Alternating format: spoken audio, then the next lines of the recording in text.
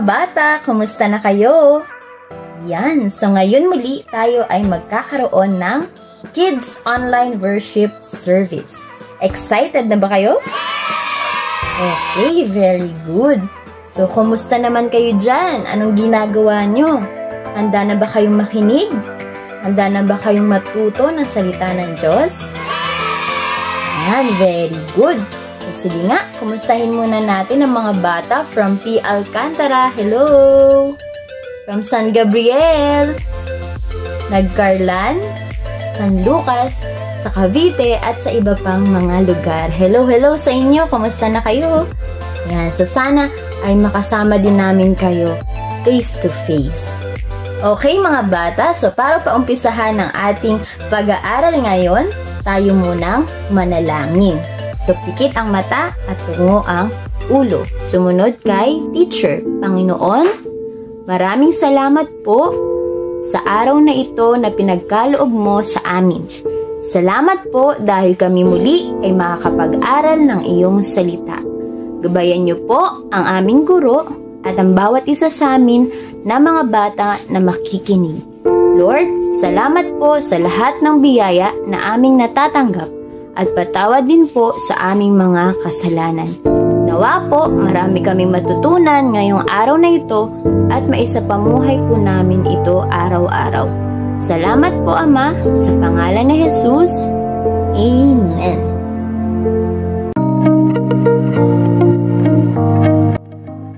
Hello, kids! Yan, so ngayon naman magkakaroon na tayo ng song and dance. So, ready na ba kayo? Okay, so ang title ng ating aawitin at sasayawin ngayong umaga ay pinamagatang Sing for Joy. So ito ay awit na akda ni Jana Alayra. So Sing for Joy, ibig sabihin tayo ay aawit ng merong kagalakan. Tayo ay lubos na natutuwa dahil tayo ay niligtas ng Diyos. So sabi dito sa awit na to, the Savior came to save us. So, ang tagapagligtas ay dumating upang tayo ay iligtas mula sa kapahamakan. So, bakit ba mapapahamak ang tao? Dahil siya ay parurusahan dahil sa kanyang mga nagawang kasalanan. Pero, ang Panginoong Hesus ay dumating upang tayo ay iligtas. He came to give us life. At dumating din siya para tayo ay palayain. So, the Savior came to free us dahil tayo ay nagapi ng kasalanan. Pero pagdating ng Panginoong Hesus, siya ay nagpalaya sa atin. At alam nyo ba na yung kanyang trono bilang Diyos ay iniwan niya upang maging tao at dumating dito sa mundo para tayo ay iligtas. Pero alam natin na bagamat siya ay naging tao at naiwan niya ang kanyang trono sa langit, ay dumating ang pagkakataon na sa kanyang pagkabuhay muli, siya ay bumalik sa langit at naluwalhati. Kaya sabi ng Panginoong Hesus, believe in me. Maniwala daw sa Kanya. At sabi rin niya, receive me. Tanggapin siya bilang Panginoon at tagapagligtas. Dahil sabi niya, for I am the way, the truth, and the life. Siya ang daan, katotohanan, at ang buhay. Kaya mga bata, sabi dun sa awit, sing for joy. So umawit tayo na may ngiti sa ating mga labi at may kagalakan. At sabihin natin na siya ay nabubuhay. So, dumating ang Panginoong Hesus upang tayo ay iligtas. Bagamat siya ay nagdusa, siya ay namatay, pero siya ay nabuhay muli. At hanggang sa panahon ngayon, siya ay nabubuhay. Kaya let us sing for joy. Okay, so ngayon naman, ituturo na ni teacher ang mga steps ng kanta. So, madali lang yung kantang ito. Sasabihin lang natin na the Savior came to save us. Kapag ganun, the Savior came to save us. Yan. Tapos, He came to give us life. The Savior came to free us. Ayan. He left His throne on high. Ayan. So, kukunin natin yung kanyang corona. Tapos, tuturo sa taas. Tapos, sabi niya, He said, believe in me. Believe in me. He said, receive me. Receive me. Ganyan lang siya. Tapos, for I am the way, the truth, and the life. Tapos, sing for joy. Yan. So, igaganto natin ang kamay. Kukupas. 1, 2, 3. Tapos, ikot. Tapos, taas yung kamay. Hallelujah. Sing for joy. Yan. Tapos, hallelujah. Tapos, sing for joy. Ganun ulit. Ikot. Tapos, tatas. For He lives. Okay. Sing for joy. Hallelujah. Sing for joy. He lives. Yan. Tapos, hallelujah. Tapos, amen. So, ganyan. Tutungo lang tayo. Okay? So, sabi natin. The Savior came to save us. He came to give us life. The Savior came to free us. He left His throne on high. He said, believe in me. He said, receive me. For I am the way, the truth, and the life. Tapos, sing for joy. Hallelujah. Sing for joy. He lives. Hallelujah. Amen. Okay? So, nakuha nyo ba yung mga bata, yung mga steps na yon? So, sige nga, sabay-sabay nating awitan ang Panginoon.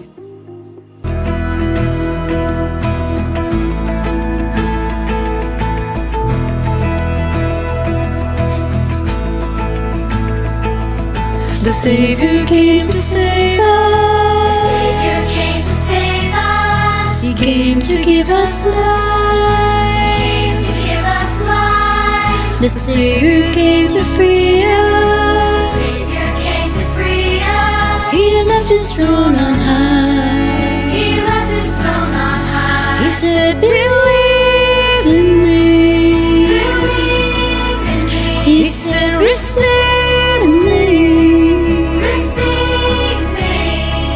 For I am the way, For I am the way, truth, and life. Sing for joy, hallelujah. Sing for joy, He lives. Sing for joy, hallelujah.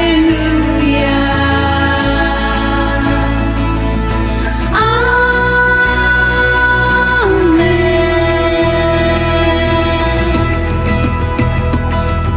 The Savior came to save us. Savior came to save us. He came to give us life.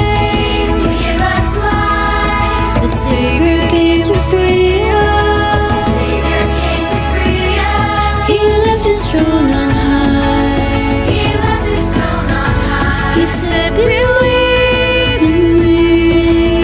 Believe in me. He said, receive me. Receive me. For I am the way, For I am the truth, and life. Sing for joy, hallelujah. Sing for joy,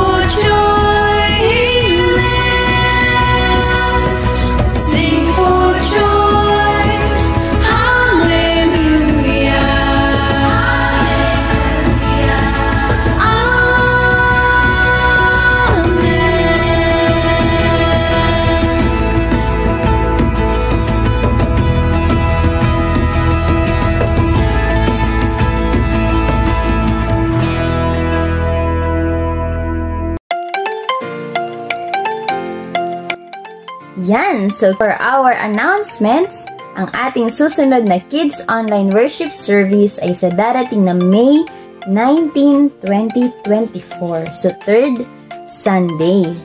So, tuwing 1:00 ng hapon ay ipapalabas sa ating Facebook page ang ating Kids Online Worship Service. Kaya patuloy natin itong panoorin at sama-sama tayong sumamba sa ating Panginoon. Siyempre, binabati din natin ng happy birthday ang lahat ng May celebrants. Yan. Siyempre, pati yung mga April celebrants. So, yung mga natitira nating celebrants for the month of April, happy birthday sa inyo. Yan. So, sana masaya ang inyong pagdiriwang na inyong kaarawan. Okay?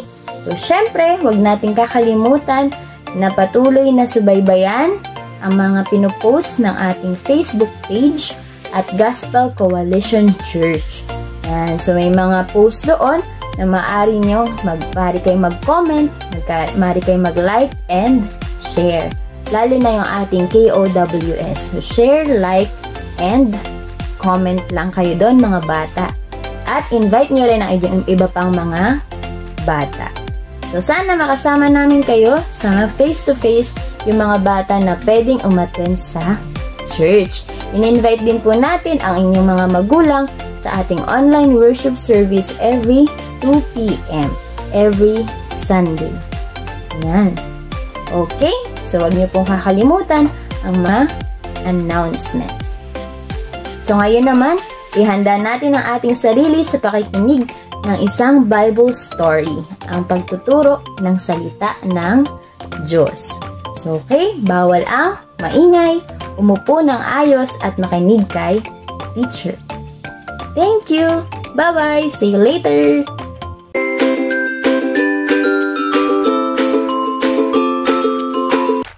Hello! So, kamusta na kayo mga bata? So, tandaan niyo pa ba kung sino ako? Anong pangalan ko nga ulit? Yes, so ako nga pala si Ate Jeet. At alam nyo ba na namiss ko kayong lahat? So nawa ay nasa mabuti naman kayong kalagayan. So okay ba? So yan, so this time naman, tayo naman ay mag-aaral ng salita ng Diyos. So kanina natapos na tayo sa ating awitan. And merong mga some announcement, reminders.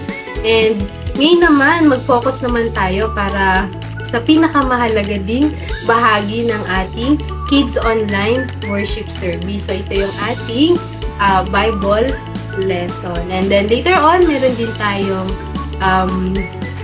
Bible quiz, Bible review, memory verse, and syempre, yung ating arts and crafts. So, kung ready na kayo, simulan muna natin ito sa pagbabasa ng salita ng Diyos. So kids, ang title ng ating lesson sa araw na ito ay Let Jesus Change You, o sa Tagalog, hayaan nating baguhin tayo ng ating Panginoong Jesus. So makikita natin siya sa Lucas 19, talatang 1 hanggang 10. Kung ready na kayo, samahan niyo ako sa pagbasa ng ating Bible. Pumasok si Jesus sa Jericho at naglakad sa kabayanan. May isang tao roong ang pangalan ay Sakeo, isang pinuno ng mga maniningil ng buwis at siya'y mayaman. Sinikap niyang makita si Jesus upang makilala kung sino ito. Ngunit sa dami ng tao, hindi niya ito makita dahil siya'y pandak. Kaya't patakbo siyang nauna sa dadaanan ni Jesus at umakyat sa isang puno ng sikamoro. Pagkatapos ni Jesus sa lugar na iyon, tumingala siya kay Sakeo at sinabi, Sakeo, bumaba ka agad sapagkat kailangan kong tumuloy ngayon sa iyong bahay. Nagmamadaling bumaba si Sakeo at tuwang-tuwang tinanggap si Jesus sa kanyang bahay. Lahat ng nakakita nito ay nagbulong-bulungan. Nakikituloy siya sa isang makasalanan, sabi nila.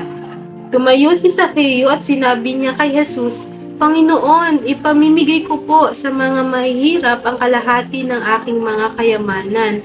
At kung ako'y may nadayang sinuman, isasauli ko ito sa kanya ng makaapat na beses.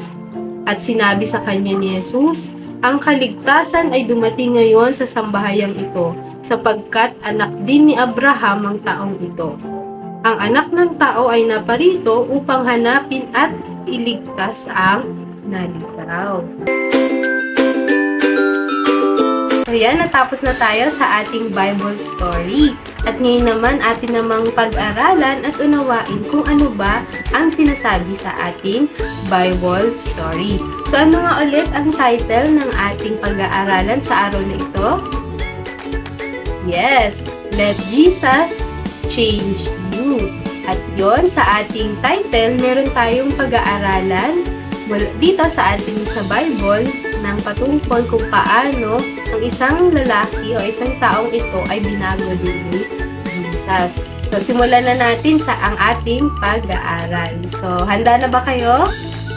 Okay. So, tingnan muli natin yung ating binasa. So, ano yung book natin sa Bible? Lucas 11, talatang 1 hanggang 10. So, makikita natin dito, pumasok si Jesus sa Jericho at naglakad sa kabayanan. So, makikita natin dito si Jesus, nandun siya sa lugar ng Jericho. At meron doong nagngangalang, lalaki na nagngangalang Sakeo. So, sino nga ba si Sakeo? Sabi dito, siya ay pinuno ng mga maniningil ng buwis. So, yan. Or sa English ay tax collector. So, alam niyo ba yung trabaho ng tax collector? Ayan. So, tulad din yan sa ating bansa. Meron ding mga sumisingil ng buwis. So, ito yung mga bayad na dinadala sa or bayad siya para sa ating gobyerno. So, makikita natin dito na nung panahon ni Jesus, yung mga Hudyo o yung mga nakatira dito sa Israel ay galit sila sa mga maniningil ng buwis or tax collector. Kasi yung ginagawa ng mga tax collector nung panahong ito ay sinosobrahan nila yung singil dun sa mga tao, dun talaga sa amount na nakatakda ng ayon sa batas. Kaya para sa kanila, kapag isa kang tax collector, isa kang makasalanan. At makikita natin dito na si Sakeo ay pinuno pa siya. So, mataas ang kanyang pwesto sa pagiging tax collector. Tapos makikita din natin na isa siyang mayaman na lalaki na tao. Tapos makikita din natin dito, binanggit din sa ating pagbasa ng ating Bible na yung kanyang height ay mas maliit kaysa sa normal na height ng isang tao. So, makikita natin dito na bakit kaya gustong makita ni Sakeo si Jesus. Diba, sabi dito sa binasa natin, sinikap niyang makita si Jesus upang makilala kung sino ito. Ngunit sa dami ng tao, hindi niya ito makita dahil siya ay tanda. So, makikita natin dito na mayroong pagnanais si Sakeo na makita si Jesus. Bakit? Upang makilala niya kung sino ba itong si Jesus. Tapos, makikita din natin, meron siyang ginawang paraan upang makita niya si Jesus. Ano ba yon? Tumakbo siya upang mauna sa dadaanan ni Jesus. Kasi sa panahong ito, si Jesus kapag pumupunta siya sa mga lugar, siya ay sikat na sikat. At maraming mga tao ang gusto siyang makita. Bakit? Kasi diba si Jesus, siya ay nagpapagaling ng may sakit, ng bulag, ng pilay.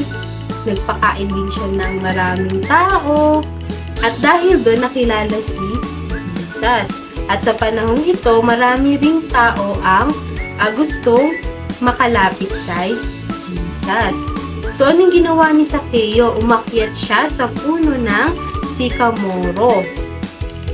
Dahil sa dami ng tao at nais niya ding makita si Jesus. So, makikita natin dito sa picture, ayan, kung ano yung itsura ng puno ng sikamoro. So, di ba makikita natin na si Zacchaeus, nandun yung pagnanais niya or kagustuhan niya na makilala si Jesus. So, ikaw din ba? Nandun din ba ikaw na pag naririnig mo si Jesus at uma-attend ka sa ating Kids Online Worship Service? Gusto mo din ba siyang makilala? At gumagawa ba ikaw ng paraan para mas makilala mo pa? So, makikita natin dito na tuwing tayo ay nanonood ng Kids Online Worship Service, mas nakikilala natin kung sino si Jesus. So, makikita din natin dito sa binasa natin sa Bible. Paano naman tumugon si Jesus dun sa pagnanais ni Zacchaeus na makilala siya? So, makikita natin dito, pagtapat ni Jesus sa lugar na iyon, tumingala siya kay Zacchaeus at sinabi, "Zacchaeus, bumaba ka. Bumaba ka agad sapagkat kailangan kong tumuloy ngayon sa iyong bahay." So, makikita natin dito, diba, na binigyan niya ng pansin si Zacchaeus. At nais pa niya na tumuloy sa bahay ni Zacchaeus. So, ano naman yung naging tugon ni Zacchaeus dahil napansin siya sa dami ng tao. Sabi dito, siya ay tuwang-tuwa at tinanggap niya si Jesus sa kanyang bahay. Tapos, makikita natin mayroong mga tao na nagsabi na nagbulong-bulungan sila, parang nagchismis sila kasi nakita nila na si Jesus ay tumuloy sa bahay ng makasalanan. O diba, binanggit ko sa inyo kanina na ano yung trabaho ni Zacchaeus? Diba, si Zacchaeus ay siya ay pinuno ng mga maniningil ng buwis. At ang mga tax collector ng panahon na ito ay tinuturing na makasalanan. So, yung mga tao doon, ayaw nila na nakikipag-usap or tumutuloy, lalo na at tumutuloy sa bahay ng mga tax collector. Pero si Jesus, kakaiba siya, di ba? Dahil tumuloy siya sa bahay ni Zacchaeus. So, yan. So, makikita natin dito na si Jesus ay makikita natin yung character ni Jesus bilang nandun yung pagnanais niya na yung mga tao na nais makilala siya at hinahanap siya, nandun yung kanyang pagtugon sa mga taong yun. At isa na si Zacchaeus. So, makikita natin na nakatanggap siya ng kaligtasan nung siya ay nakakilala kay Jesus. At matutunan din natin dito sa mga talatang ito na pamula nung na-receive niya, natanggap niya, nakilala niya si Jesus, nagkaroon siya ng pagbabago sa kanyang pagkatao. So, makikita natin dito, sabi ni Zacchaeus kay Jesus, "Panginoon, ipapamigay ko po sa mga mahihirap ang kalahati ng aking mga kayamanan. At kung ako'y may nadayang sinuman, isasauli ko ito sa kanya ng makaapat na beses." So, makikita natin dito na isa sa pagbabago na ay naging bunga ng kanyang pagkakilala sa Panginoon. Nais niya na tumulong sa mga mahihirap. Sabi, di ba, nasabi ko sa inyo kanina na si Zacchaeus ay mayamang tao at gusto niya na yung kanyang bahagi ng kanyang kayamanan ay itutulong niya ito sa mga mahihirap. Makikita din natin na kung meron siyang mga nadaya, so mga nasobrang singil na mga buwis, ano daw yung gagawin niya? Ibabalik niya daw ito na hindi lang doon sa limbawa ang kanyang nadaya ay 100 pesos, gagawin niya pa itong 400 pesos. Ibig sabihin ay 4 na beses niya pa itong ibabalik. So, makikita natin dito na isa sa naging bunga ng kanyang kaligtasan, nagkaroon siya ng repentance, di ba? Yung inaamin niya sa kanyang sarili na siya ay mayroong nagawang kasalanan sa ibang tao. So, makikita natin dito na kapag nakilala natin si Jesus, nandoon na nakilala natin siya bilang ating Diyos at tagapagligtas, tayo ay humingi ng ating kapatawaran, suko natin yung buhay natin sa Kanya. Alam niyo ba na si Jesus, meron siyang gagawin sa ating buhay. Marami siyang babaguhin sa atin upang mas maging maayos tayo sa harap ng ating Panginoon. At dito, marami tayong natutunan na isa sa binago ni Jesus ay si Zaccheo. At sabi niya, bakit napunta dito si Jesus sa ating mundo? Sabi niya, ang anak ng tao ay naparito upang hanapin at iligtas ang naligaw. So si Jesus ay naparito sa ating mundo upang ang mga makasalanan, ang mga tumalikod sa Panginoon, ay ang lalapit sa Kanya ay Kanyang patatawarin at ililigtas sa kanilang mga kasalanan. Kaya tayo, mga bata, sa pagkakataon na tayo nanonood ng Kids Online Worship Service, habang mas nakikilala natin si Jesus, ibigay natin ang ating buong buhay sa Kanya. At nawat, tulad din ni Zaccheo, ay hayaan natin na baguhin tayo ni Jesus at lahat ng mga nagawa natin kasalanan ay ihingi natin ang kapatawaran sa Kanya. At kung tayo may mga nagagawa pa tayong kasalanan at mga masasamang gawain, humingi tayo ng tulong kay Jesus na baguhin niya tayo sa lahat ng mga nagagawa pa nating mga kasalanan. At alam natin na tayo ay tutulungan ni Jesus. Again, kids, paano natin maa-apply ang ating natutunan?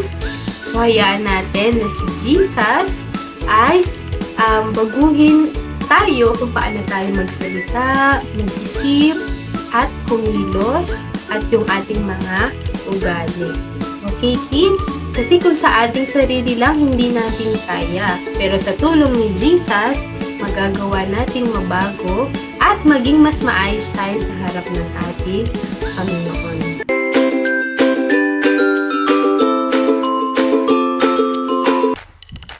So, kung ngayon naman, dahil alam ko marami na kayo natutunan patungkol sa ating pinag-aralan, so ngayon naman, i-check ko naman kung meron ba kayong natutunan talaga. Okay, meron tayong mga tanong na ating sasagutin. Okay, kids, unang tanong. Sino yung lalaking tinutukoy na pinuno ng mga maniningil na buwis?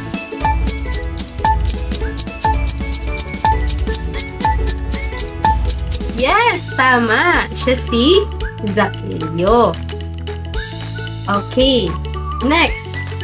Okay, number 2. Anong puno ang inakyatan ni Zaccheo upang makita si Jesus?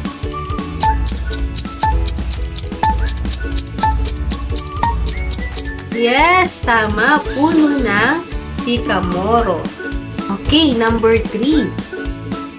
Bakit gustong makita ni Zaccheo si Jesus?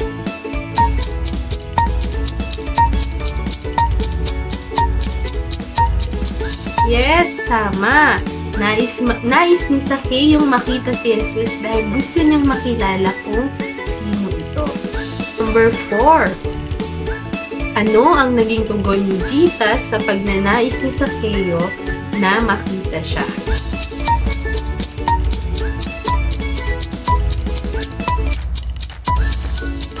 Yes, tama. Makikita natin dito na si Jesus ay tumuloy sa bahay ni Zaccheo. Yan, last question. Number 5. Ano ang naging bunga nang makilala ni Zaccheo ang ating Panginoong Jesus?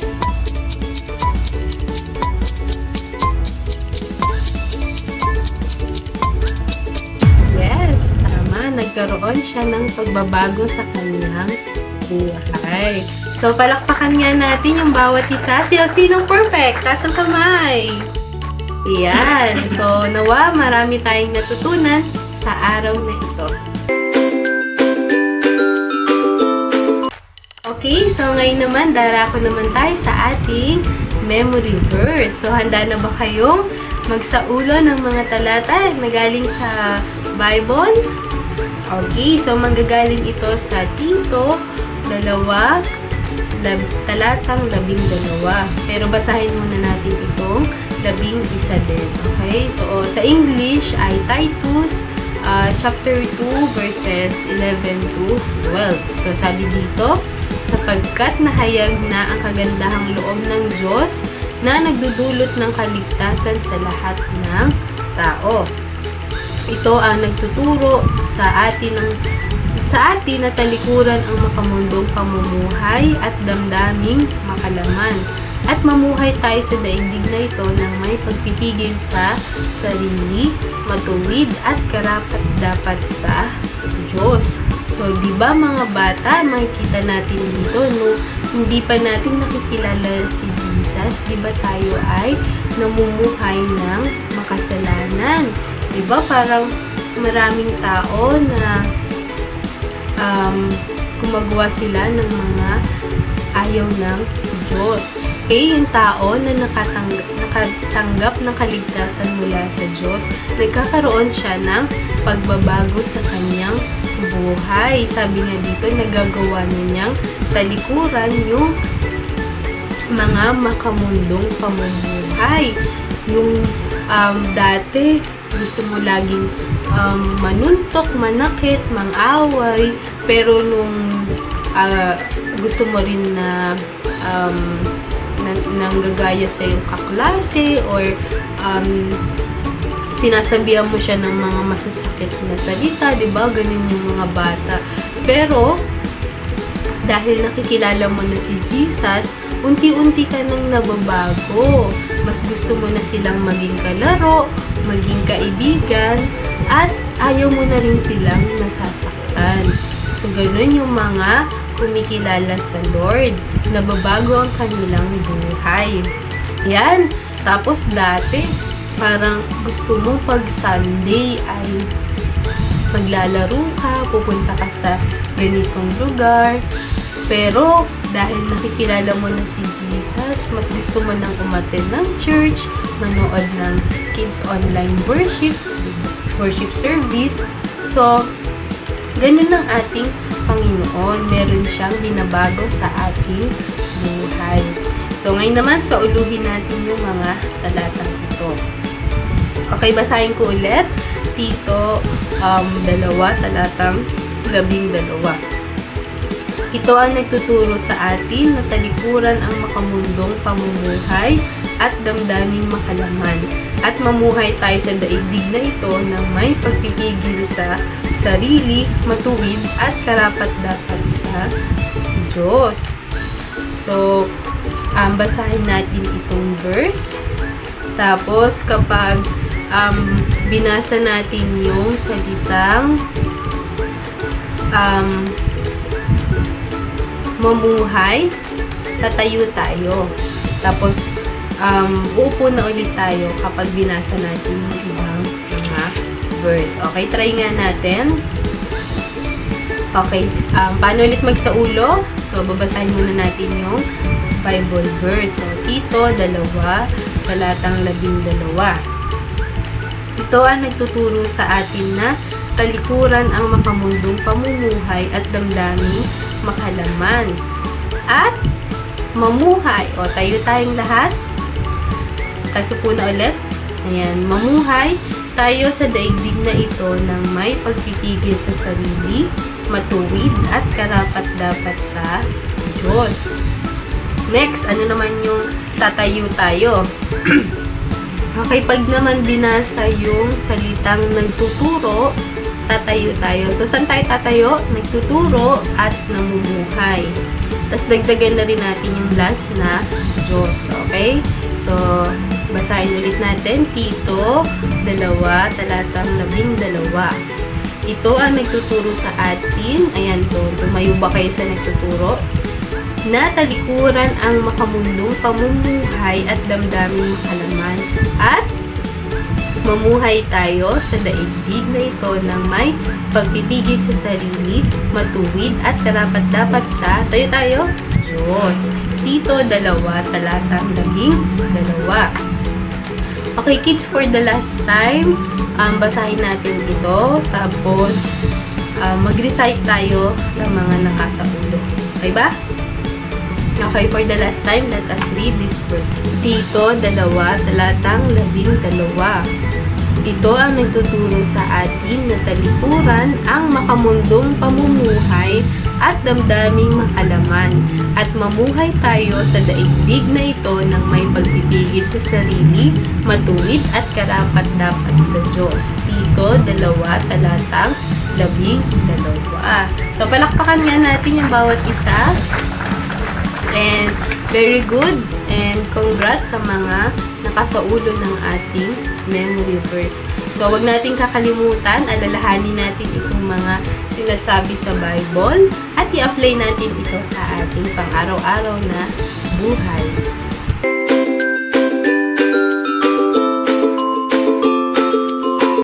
Kids, tayo namang mag-closing prayer. So, let us close our eyes and let us pray. Panginoon, maraming salamat po sa araw na ito. Salamat po sa mga natutunan namin na inyo pong salita. Salamat po dahil kayo po ang Diyos na nagliligtas sa aming mga makasalanan. At salamat po na sa bawat isa na nakilala ka at nakatanggap ng kaligtasan, ay kayo rin po ang nagbabago sa bawat isa sa amin. Nalain ko po sa mga bata na nakapakinig ng inyong salita, nawa maunawaan nila ito, mai-apply nila ito sa kanilang buhay, at nawa mga batang ito ay magkaroon ng pagnanais na makilala ka pa, Panginoon. Kayo rin po ang magpala sa bawat isa sa amin na dumalo at nakinig, nanood ng Kids Online Worship Service. Nalay ko po sa inyo ang araw na ito sa pangalan ni Jesus. Amen. So, ayan kids. So, tayo namang dumako sa ating arts and crafts. So, God bless sa inyong buong linggo. Bye-bye! Hello muli mga bata! Ayan! So, marami ba kayong natutunan sa ating Bible lesson na tinuro ni Teacher Jared?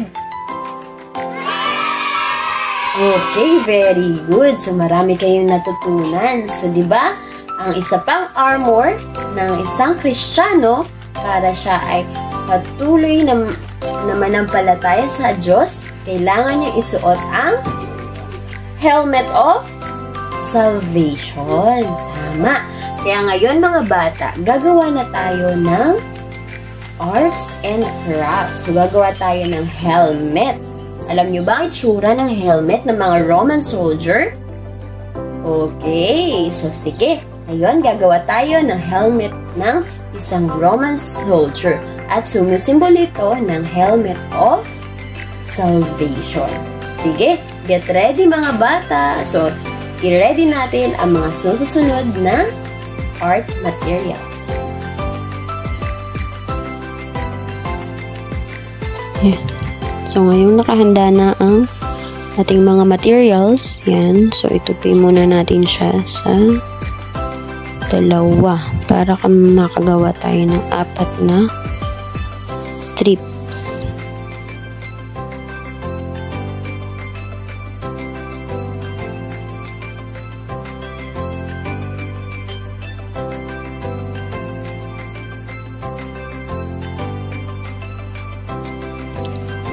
So yan, ingat po tayo sa paggamit ng gunting mga bata.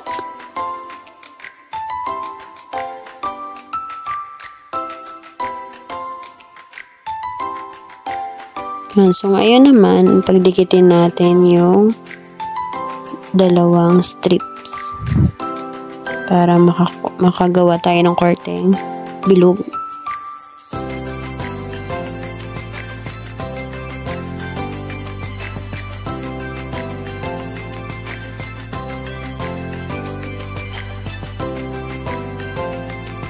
ngayon nga naman ay kunin natin yung color block na crayons and then magguguhit lang tayo ng mga bilog-bilog dyan o mga dots. Yan, para maging design ng ating helmet.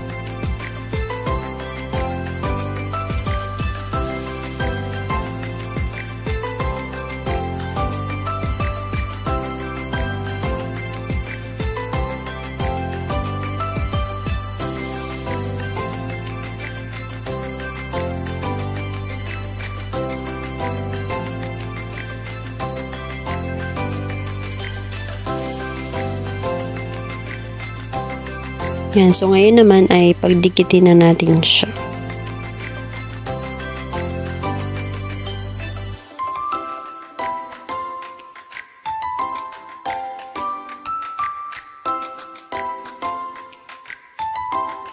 So itong bilog na to ay dapat ay kasize ng inyong ulo, mga bata.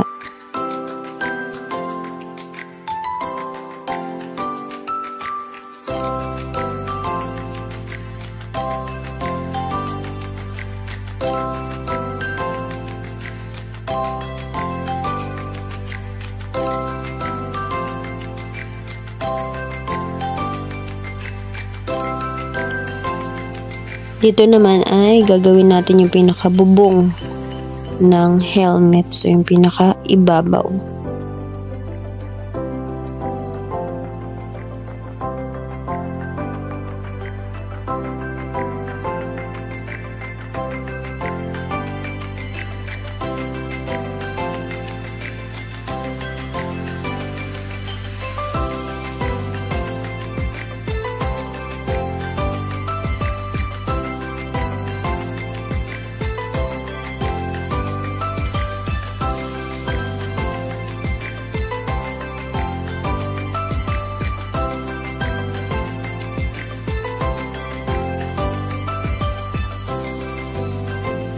Okay, so gawa na yung pinaka-ibabaw ng helmet. So, may cover na siya.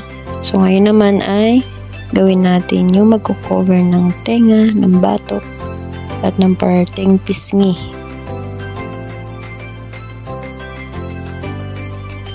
Yan kids, so sundan lang natin yung gupitin natin na shape.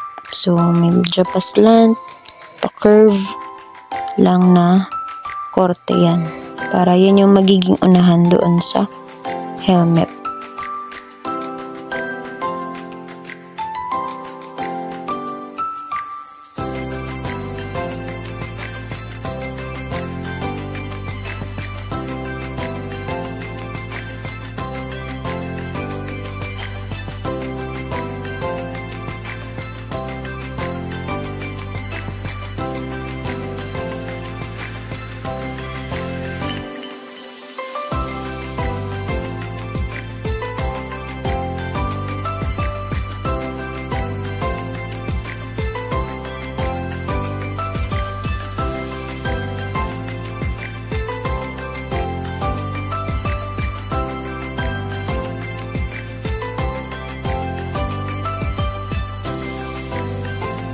So, dito naman mga bata, tayo ay maggugupit.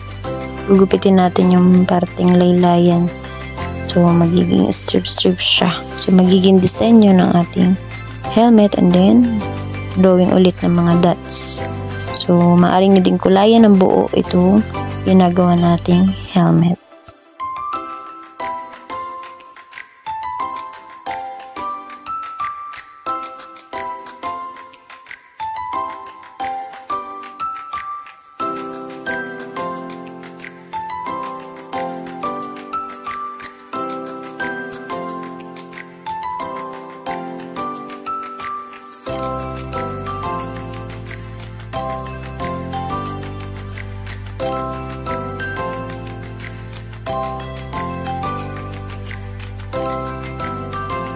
Okay, so ididikitan natin siya sa parteng pisngi. Yan, so mako-cover niya yung pisngi.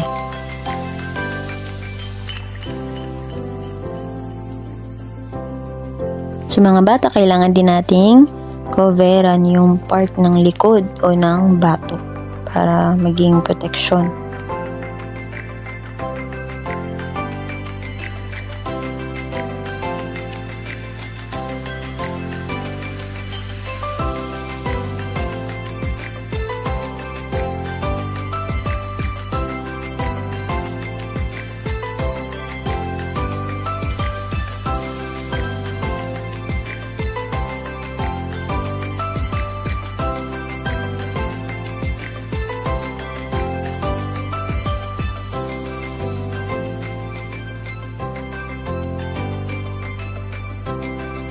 So, yan kids, buo na yung pinaka-helmet natin.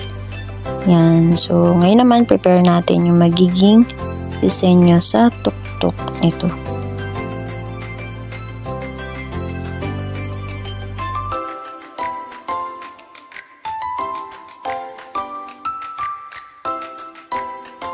Okay, so, gugupit lang tayo ng mga maliliit na strips. Tapos, pagdidikit-dikitin natin at ilalagay sa tuktok.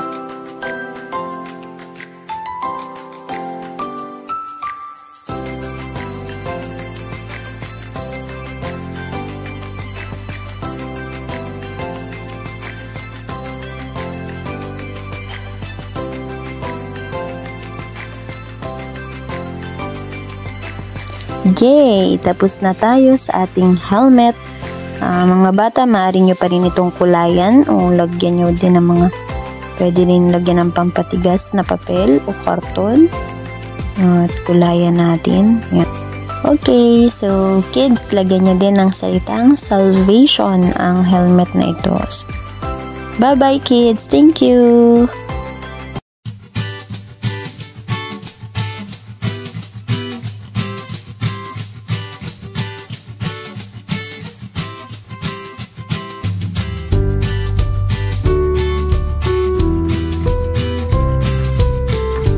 GCC, Gospel Coalition Church. Our mission is to glorify God by proclaiming the gospel until we all attain the whole measure of the fullness of Christ, sharing Christ, changing lives.